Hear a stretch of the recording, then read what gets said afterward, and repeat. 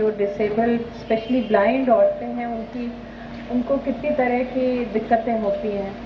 तो मैंने director NIBH से भी कहा है कि आप एक औरतों के लिए लाइफ स्किल्स का एक कोर्स आप डेवलप करें, जिसमें हमारी बेटियों को लाइफ स्किल्स के बारे में बताया जाए, पर्सनल ग्रूमिंग के बारे में बताया जाए, सेल्फ केयर के बारे में भी बताया जाए, खाना कैसे बनाते हैं बताया जाए, क्योंकि कुछ काम ऐसे होते हैं जो औरतें छोड़ ही नहीं सकती हैं।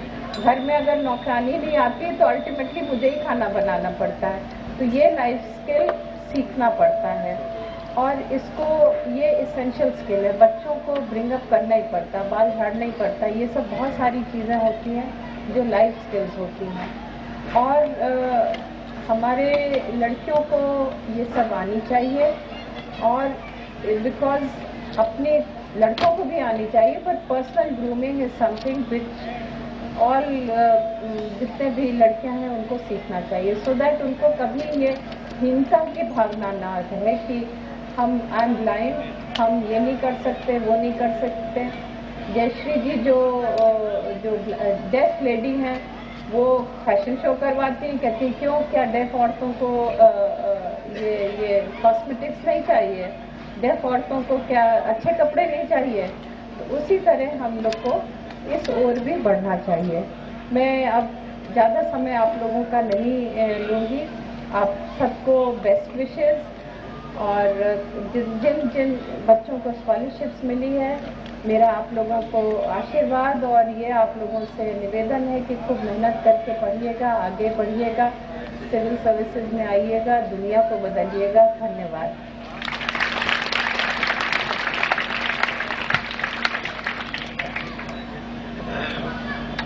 बहुत बहुत धन्यवाद मैडम ने सचमुच एक हमारे परिवार के सदस्य के रूप में और एक मार्गदर्शक के रूप में हम सबको अपना उद्बोधन दिया। और मैं समझता हूं कि दृष्टिबाधिता के क्षेत्र में कार्य करने वाला छोटे स्तर पे हो चाहे बड़े स्तर पे हो, उनके विचारों का जरूर लाभ उठाएगा, ऐसी हम उम्मीद करते हैं। मैं मित्रों, राष्ट्रवाद और राष्ट्र प्रेम का सपना यदि हम साकार करना चाहते हैं तो उसके लिए बहुत आवश्यक है कि जो marginalised section of the society है उसको हमको आगे लाना होगा। ये मेरे विचार नहीं है, कहीं ना कहीं हमारे आदरणीय प्रधानमंत्री जी भी ऐसा दृष्टिकोण रखते हैं और उसके लिए वो समाज हमेशा आगे बढ़ा है जिसको शासन ने पूर्ण ईमानदारी के साथ अपना सहयोग दिया है, उसका दिशा निर्देशन किया है। तो मैं उम्मीद करता हूं कि हमारे सामने तमाम जो प्रश्न खड़े हैं उन सब का हल हम माननीय मंत्री जी के नेतृत्व में, सामाजिक न्याय एवं अधिकारिता मंत्रालय में वे हैं, तो उनके नेतृत्व में विकलांग समाज इन तमाम प्रश्नों का उत्तर ढूंढ सकेगा। और उनका आशीर्वाद मांगते हुए कुंवर बेचैन जी की 4 पंक्तियों के माध्यम से मैं उनको उद्बोधन के लिए आमंत्रित करना चाहता हूं कि अपने मन में ही अचानक यूं तरल हो जाएंगे, क्या खबर थी आपसे मिलकर गजल हो जाएंगे, और भोर की पहली किरण बनकर जरा छू दीजिए, आपकी सौगंध हम खिलकर कमल हो जाएंगे, आपकी सौगंध हम खिलकर कमल हो जाएंगे। जोरदार तालियां माननीय थावर चंद गहलोत साहब के लिए।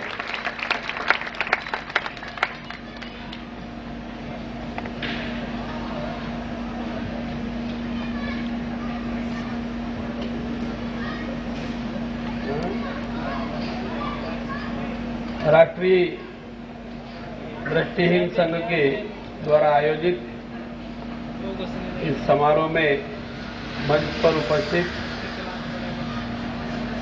श्रीमान SK रुंगटा साहब, श्रीमान इंदर सिंह जी, श्रीमती कुसुमलता जी,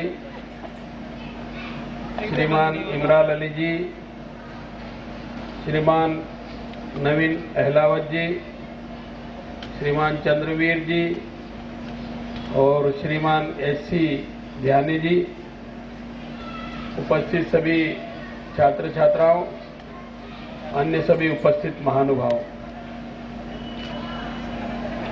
मैं आज आप सबके बीच में आकर के बहुत खुश हूं।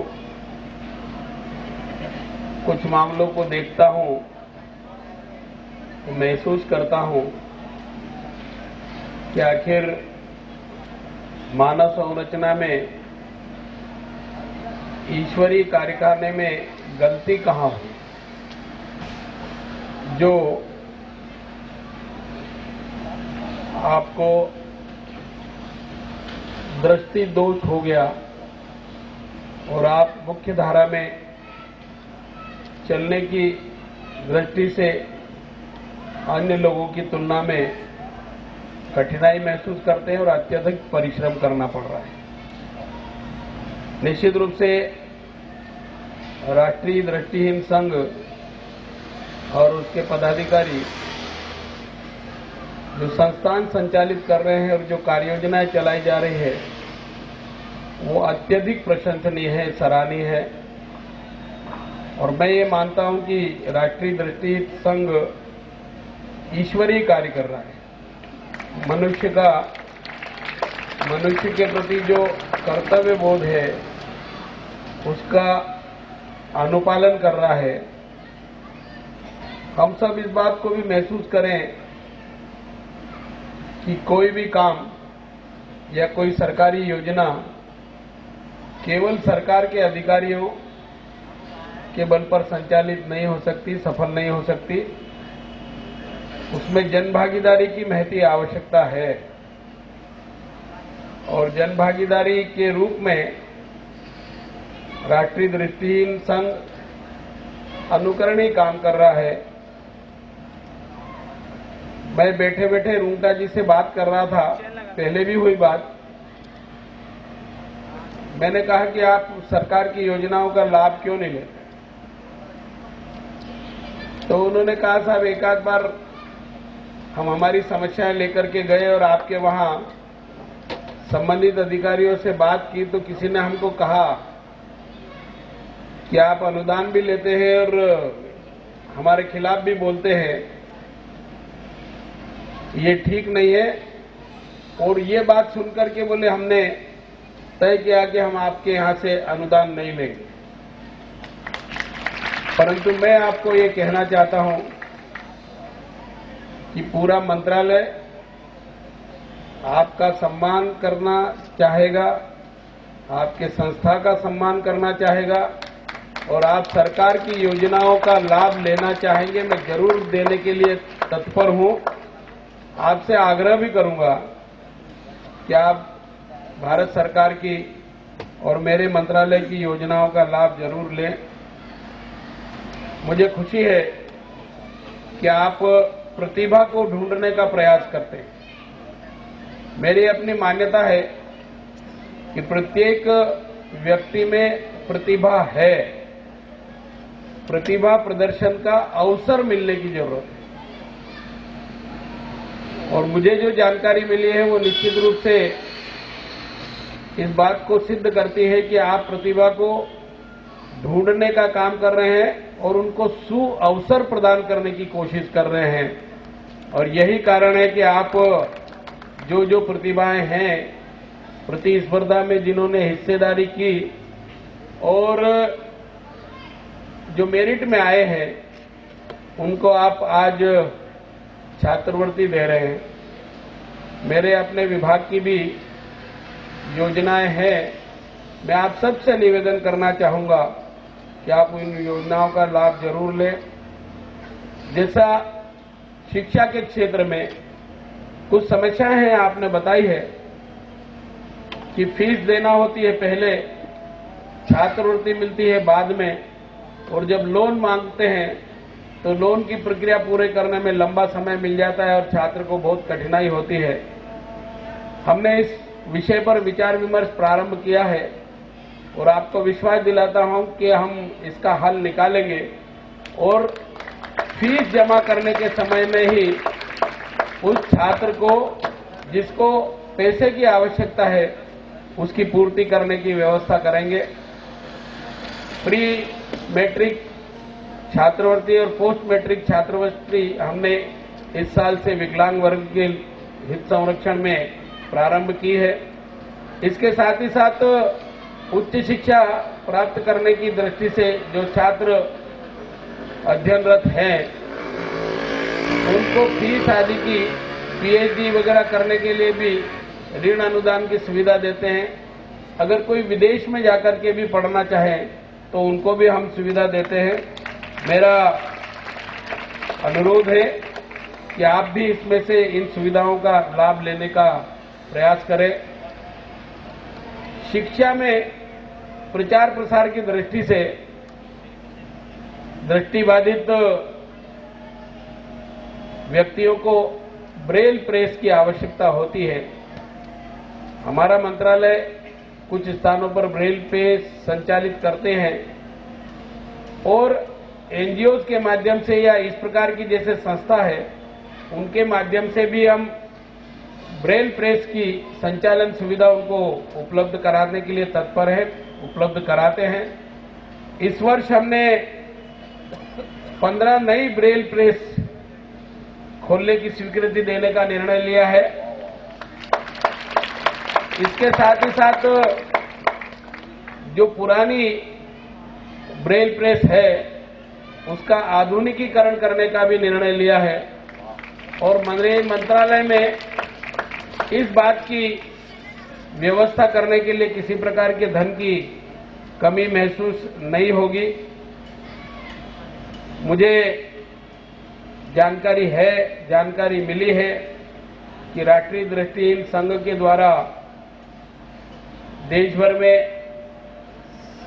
संस्थाएं संचालित की जाती है, छात्रवृत्ति योजना संचालित की जाती है और उन योजनाओं के माध्यम से आवश्यकमंद लोगों को सुविधा उपलब्ध कराई जाती है। मुझे बहुत खुशी है ये बताते हुए आपको कि देश के प्रधानमंत्री जी ने मेरे मंत्रालय को आप जैसे आवश्यकमंद लोगों को बहुत सारी सुविधाएं देने के लिए कार्ययोजना बनाने का निर्देश दिया और हम कार्ययोजना बना रहे हैं। प्रधानमंत्री जी जब भी किसी सम्मेलन में संबोधित करते हैं, भाषण देते हैं, तो विकलांग वर्ग के हित संरक्षण की बात जरूर करते हैं। उनमें इन वर्गों को आगे लाने, इनका विकास करने, इनका उत्थान करने की ललक है और वो हर विभाग के मंत्रियों को जब मंत्रिमंडल की बैठक होती है तो इस दिशा में कहीं न कहीं मार्गदर्शन करते हैं। और मेरी अपनी मान्यता है कि हर मंत्रालय में इस दृष्टिकोण को ध्यान में रख करके कार्ययोजनाएं बनाई जा रही है। विकलांग हर वर्ग का हो सकता है, अनुसूचित जाति का भी हो सकता है, जनजाति का भी हो सकता है, पिछड़े वर्ग का भी हो सकता है। तो अनुसूचित जाति और पिछड़े वर्ग में आते हैं उनको भी छात्रवृत्ति की सुविधा है, ऋण सुविधा है, अनुदान सुविधा है और विकलांग वर्ग में आने वाले लोगों के लिए भी है। मैं इस अवसर पर यह भी कहना चाहूंगा कि हम विकलांग वर्ग के आवश्यक मंदों को उनकी आवश्यकता अनुसार उपकरण भी देते हैं और उपकरण निःशुल्क देते हैं और उपकरण में आधुनिकता लाने का भी प्रयास कर रहे हैं। आधुनिक से आधुनिक उपकरण भी आपको मिले ताकि जो आवश्यकता आपकी है वो सरल हो जाए, सुगमता से आप वो लाभ उठा सके। मैं एक बात की जानकारी और देना चाहता हूं, अगर कोई बच्ची जन्म से ही अंधे हैं या 2-4 साल में किसी कारण से उनको दिखना बंद हो जाता है तो 6 साल तक की उम्र वालों के लिए प्रतिबंध नहीं है, ज्यादा उम्र वालों के लिए भी, पर 6 साल की उम्र वालों को अगर ट्रीटमेंट की सुविधा मिल जाती है तो डॉक्टरों का यह कहना है कि वो गारंटी से देखने लग जाते हैं। और हमने एक योजना बनाई है, अगर डॉक्टर सलाह देता है कि इनकी दृष्टि दोष को दूर किया जा सकता है तो हम उसका इलाज उस डॉक्टर की सलाह पर करते हैं और 6 लाख रुपए तक की ये कॉकलियर यंत्र आता है, उस यंत्र को लगाने के लिए हम सुविधा उपलब्ध कराते हैं। ऑपरेशन भी उसमें होता है और वो यंत्र यहाँ डॉक्टर थोड़ा बहुत ऑपरेशन करके फिट कर देते हैं और उनको दिखने लग जाता है और सुनाई देने भी लग जाता है। इस प्रकार के यंत्र की सुविधा भी जो सुनते नहीं है उनके लिए है और देखते नहीं है उनके लिए जो जो आवश्यक उपकरण हैं उन उपकरणों को भी हम देने की व्यवस्था कर रहे हैं। कई बार कोई सुनता भी नहीं है, बोलता भी नहीं है और देखता भी नहीं है, ऐसी बहुविकलांगता भी दिखाई देने लगी है। तो ये बहुविकलांगता की इलाज की दृष्टि से भी हमारे विभाग की कार्य योजनाएं हैं। मैं इस अवसर पर इससे ज्यादा अधिक कुछ कहूं इसकी आवश्यकता नहीं है। रुंगटा साहब ने जिन बातों का उल्लेख किया है उन बातों पर हम पहले से ही विचार विमर्श कर रहे हैं और उनको एक बात कहना चाहूंगा कि उनके संस्थान के और हमारे मंत्रालय के अधिकारियों में, यहाँ हमारी सचिव बैठी है, संयुक्त सचिव बैठे हैं, कहीं कोई अंतर है ऐसा मानने की जरूरत नहीं है। सरकार का कर्तव्य है जन सेवा करना और जन का अधिकार है सरकार से सुविधाओं का लाभ लेना। तो हम आपके अधिकारों को आप तक पहुंचाने के लिए आपके सेवक के रूप में काम करने के लिए तत्पर हैं। आप भविष्य में ऐसा महसूस नहीं करें। अगर किसी व्यक्ति ने आपके साथ नादानी की है तो मैं मंत्रालय की ओर से आप सबसे क्षमा भी मांग सकता हूं, क्षमा मांगता हूं और विश्वास दिलाता हूं कि भविष्य में आपके साथ ससम्मान बात होगी, ससम्मान आपकी बात सुनी जाएगी और ससम्मान समस्याओं का समाधान करने का प्रयास भी करेंगे। मैं आज के इस अवसर पर जिनको छात्रवृत्ति मिल रही है उनको शुभकामनाएं देता हूं और सबके उज्जवल भविष्य की कामना करता हूं। भगवान से प्रार्थना करता हूं कि भगवान हमारी इन खामियों को दूर करें, हमको सशक्त बनाने में अपना आशीर्वाद दें, हम सशक्त बने और मानवीय दृष्टिकोण से जो कर्तव्य हमारा है उसको काम करने में सफलता प्राप्त कर सके, अपना, अपने साथियों का, अपने समाज का और देश का विकास करने में सहभागी बने और अन्य वर्गों की बराबरी पर पहुंचने का प्रयास करें। जैसा मैंने कहा कि प्रतिभाएं सब में होती है, आप में भी है। अनेक उदाहरण ऐसे हैं, कोई प्रोफेसर है, कोई कलेक्टर है, कोई अधिकारी है, आप भी वो सब बन सकते हैं। मैं शुभकामनाएं देता हूं, मेरी वाणी को विराम देता हूं। धन्यवाद। जय भारत।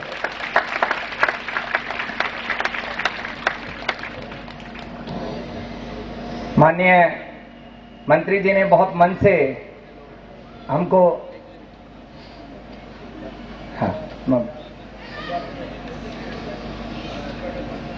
चलिए मैं अपनी बात रोकता हूं क्योंकि मंत्री महोदय खड़े हैं। अच्छा ठीक, मैं दो बात कहना चाह रहा था कि जो सारे सर बिल्कुल जल्दी दो बात कहनी है जो मुझे लगता है कि आवश्यक है। हमारे जो इस तरह के एहसास हैं उसके कारण दो हैं मुझे जो नजर आते हैं कि पिछले शासनों में, ऐसा कोई राजनीति नहीं कर रहा हूं, सच्ची बात कह रहा हूं, तभी तो खामियां दूर होंगी। इस मंत्रालय का दायित्व जिसको मिला उसने गौरव महसूस शायद कम किया या नहीं किया। सेवा का ये मंत्रालय है, जिसको सेवा करने में खुशी होगी उसी को इस मंत्रालय का नेतृत्व पाकर खुशी हो सकती है। बातों से लगा मंत्री जी के क्यों वो बेहद संतुष्ट हैं इस मंत्रालय के दायित्व को लेकर और बहुत जोश के साथ वो कार्य करना चाहते हैं। काम शुरू हो गया है, उसके एहसास हमको भी मिले। चर्चा अभी यहाँ करने का समय नहीं है। एक बात, दूसरी बात यह कि संयुक्त राष्ट्र संघ में जो ट्रीटी बनी है, United Nations convention on the rights of the persons with disabilities, इस यूएनसीआरपीडी को ड्राफ्ट करने के लिए भारत के सीनियर एडवोकेट श्री संतोष कुमार रुंगटा जी को बुलाया जाता है। सारे देश मिलकर जिसको ड्राफ्ट कर रहे हैं उसकी चेयरमैनशिप कमेटी की रुंगटा जी के पास है। लेकिन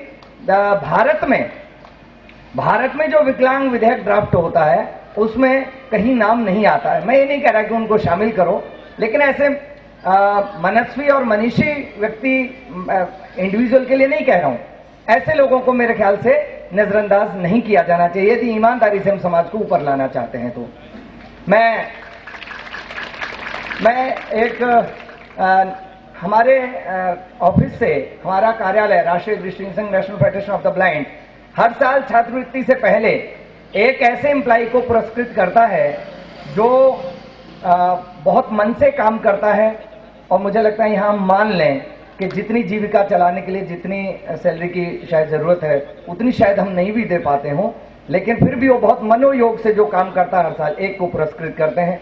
इस बार वो गौरव मिला है श्री नरेश पाल जी को। मैं चाहूंगा कि श्री माननीय मंत्री जी पहले नरेश पाल जी को ये हमारी तरफ से ये पुरस्कार प्रदान करें। मैं नरेश पाल जी को मंच पे आमंत्रित करता हूं। जोरदार तालियों के बीच नरेश पाल जी आए और अपना यह पुरस्कार ग्रहण करें। एक सर्टेन राशि है जो और साथ में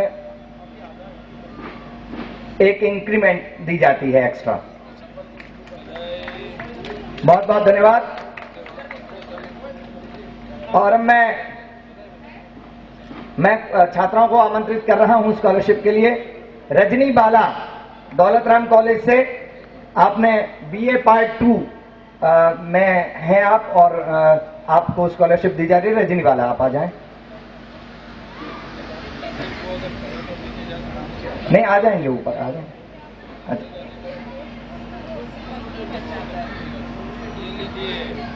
अच्छा, नीतू कुमारी Daulatram college BA part 2।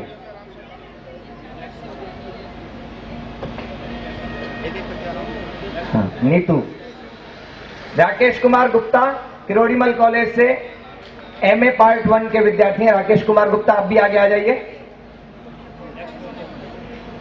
Rakesh आ गए? हाँ, जोरदार तालियां बजाई भाई। हाँ, पेशकार सिंह हिंदू कॉलेज से हैं, एमए पार्ट 1 के विद्यार्थी हैं पेशकार सिंह।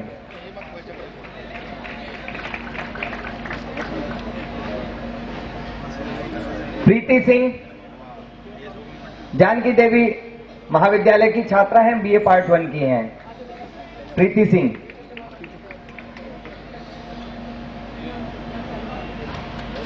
जोरदार तालियां बजाइए भाई। हाँ,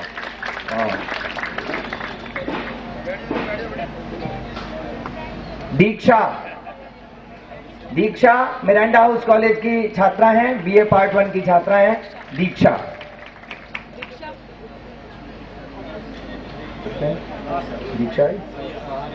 हाँ, दीक्षा आ जाए। इसके बाद Jaishankar Shyamlal college BA part 1 के छात्र हैं जयशंकर।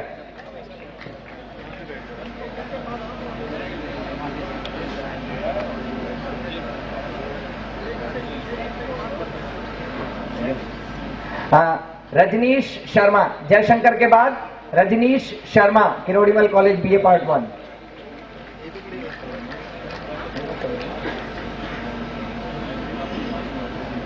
हाँ, रजनीश शर्मा आ गए। Chandradev Kumar Satyawati college BA part 1। Chandradev Kumar, Chandradev बोला तो। Arvind Kumar Satyawati college BA part 1।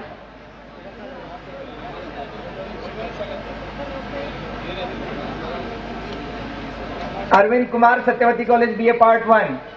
Nirdosh Hindu college BA part 1।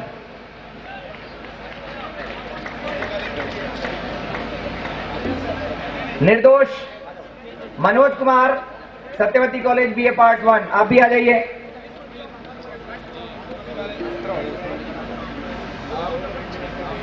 निर्दोष आए। Nirdosh Manoj Kumar Satyawati college BA part 1। और अनु शर्मा भारती कॉलेज की छात्रा हैं, बीए पार्ट 1।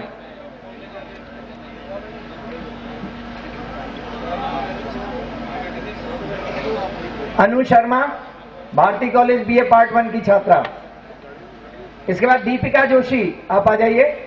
बीए नहीं, भारती कॉलेज की छात्रा हैं बीए पार्ट 1 की, दीपिका जोशी।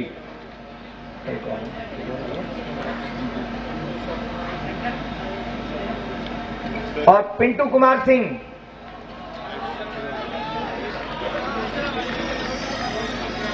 पिंटू कुमार सिंह रामजस कॉलेज के विद्यार्थी हैं, बीए पार्ट 3 के।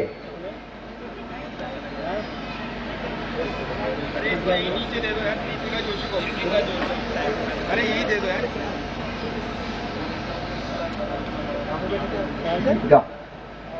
दीपिका जोशी ग्रहण कर रही हैं, चाहे किसी बार पिंटू कुमार आ जाएं।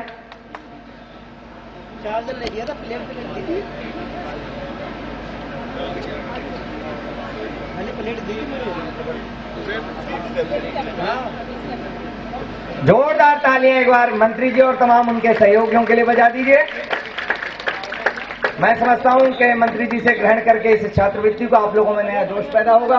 कार्यक्रम को समाप्त करते हुए धन्यवाद ज्ञापित करने के लिए मैं आमंत्रित कर रहा हूं अपने उपाध्यक्ष श्री इंदर सिंह जी को। जोरदार तालियां इंदर सिंह जी के लिए।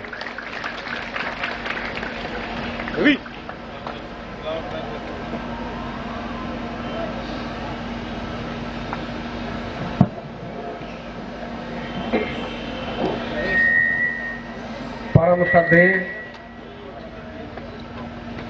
माननीय मंत्री जी, परम श्रद्धेय सचिव डिसेबिलिटी अफेयर मैडम श्रुति कक्कड़ जी, संयुक्त सचिव आदरणीय अवस्थी साहब, राष्ट्रीय दृष्टिहीन संघ के परम आदरणीय महासचिव माननीय रोंगटा साहब तथा संघ के अन्य पदाधिकारीगण, छात्र एवं छात्राओं, साथियों, सर्वप्रथम मैं माननीय मंत्री महोदय का आभार व्यक्त करना चाहता हूं कि उन्होंने न केवल आज के कार्यक्रम में आना स्वीकार किया, बल्कि इसके साथ साथ उन्होंने वे जो गंभीर चिंतन कर रहे हैं और उनकी दिशा अनुसार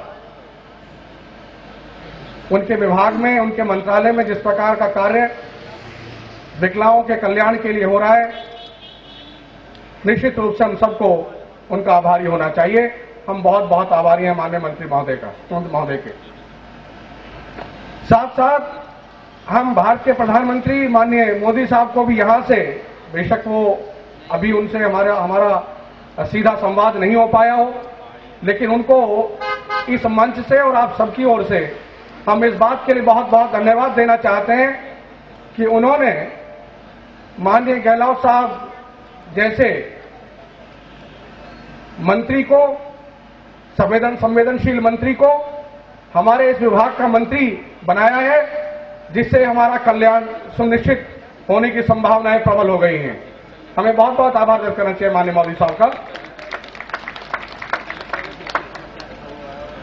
इसके साथ साथ मैं निश्चित रूप से आभारी हूं माननीय सचिव महोदया का कि जब से उन्होंने इस पृथक विभाग की अध्यक्षा के रूप में, सचिव के रूप में कार्यभार संभाला है, दृष्टिहीनों और विकलांगों के कल्याण के क्षेत्र में विभिन्न प्रकार के प्रयास जो पहले गौण रहा करते थे वो होने प्रारंभ हुए हैं और उनका लाभ हमारे साथियों को सीधे सीधे मिलने लगा है। मैं इसके लिए माननीय महासचिव महोदया को बहुत बहुत उनका आभार व्यक्त करता हूं, बहुत बहुत धन्यवाद करता हूं।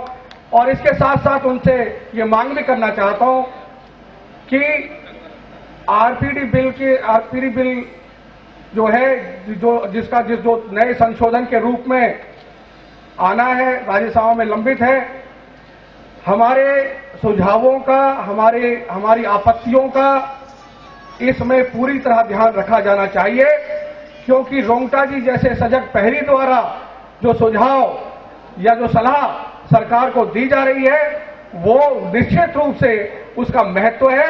और उनका ये मानना है और हमारा ये मानना है कि इन आपत्तियों को दूर किए बगैर ये बिल हमारे लिए फायदा नहीं अपितु नुकसान लेके आएगा। इसलिए मैं महोदया से ये निवेदन करूंगा कि वे इस ओर विशेष ध्यान देते हुए स्टैंडिंग कमेटी में हमारे सुझावों को और रुंगटा साहब की सलाह को शामिल किए बगैर इसको पारित ना होने दें। अपने मंत्रालय अपने अधिकार का पूरा प्रयोग करें, ऐसी अपेक्षा करता हूं और इसके लिए उनका बहुत बहुत उनका आभार व्यक्त करता हूं।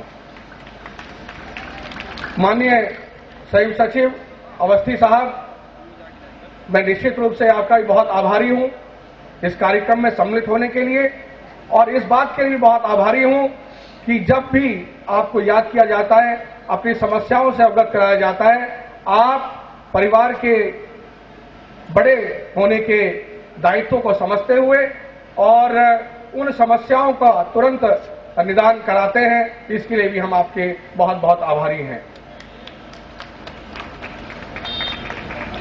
इस अवसर पर रुंगटा साहब जिनकी सोच की उपज है, जो राष्ट्रीय दृष्टि संघ की गतिविधियां चलती हैं, छात्रवृत्ति भी उन्होंने 7 वर्ष पहले प्रारंभ की, जिससे कि दृष्टिहीन छात्र और छात्राओं को अपनी शिक्षा दीक्षा आगे जारी रखने में बहुत सहूलियत हो रही है। मैं माननीय मंत्री महोदय की जानकारी के लिए बताना चाहूंगा कि दिल्ली सरकार ने भी जो उनकी स्कॉलरशिप हुआ करती थी वो बंद कर दी, और उसके बाद हमारे साथी बिल्कुल यूं कहें कि शिक्षा प्राप्त करने में बड़े असहायता महसूस कर रहे थे। उस वक्त रुंगटा जी ने इतना महत्वपूर्ण जो फैसला लिया है, मैं आप सभी विद्यार्थियों की ओर से रुंगटा साहब का भी आभार व्यक्त करना चाहता हूं। और मित्रों, आप जो विद्यार्थी, जो छात्र छात्राएं यहां इस छात्रवृत्ति कार्यक्रम में उपस्थित हुए, आप सबका बहुत बहुत आभार। और आप इसलिए भी आभारी हैं कि संगठन द्वारा चलाई जा रही इस स्कीम का, राष्ट्रीय स्कॉलरशिप स्कीम का आप हिस्सा बन रहे हैं, आप इसका लाभ उठा रहे हैं, और लाभ उठाते हुए उच्च शिक्षा प्राप्त करने की दिशा में आप एक एक कदम आगे बढ़ाते जा रहे हैं। आपसे ये अपेक्षा रखते हुए कि आप अपनी शिक्षा इस तरह अपने आप को आगे बढ़ाएं, इस तरह से सुसज्जित करें अपने आप को कि भविष्य में जब आप कैरियर में जाएं तो हमें गर्व हो कि हमारे वो विद्यार्थी हैं, ये वो छात्र हैं जिन्होंने हमारे यहाँ से छात्रवृत्ति प्राप्त की। कोई कलेक्टर है, कोई लेक्चरर है, कोई प्रोफेसर है। ये अपेक्षा करते हुए आपको बहुत बहुत आभार व्यक्त करता हूं। पुनः अंत में मैं सभी मुख्य अतिथि सहित सभी आपका इस बात के लिए आभार व्यक्त करता हूं कि उन्होंने इस कार्यक्रम को सफल बनाने में जो अपना पूरा योगदान दिया है। इसके लिए हमारा ऑफिस स्टाफ जो ध्यानी जी के नेतृत्व में काम करता है, उसको सबको बहुत बहुत धन्यवाद, बहुत बहुत बधाई। और अंत में मैं पुनः सबको बहुत बहुत धन्यवाद कहता हूं। बहुत बहुत धन्यवाद।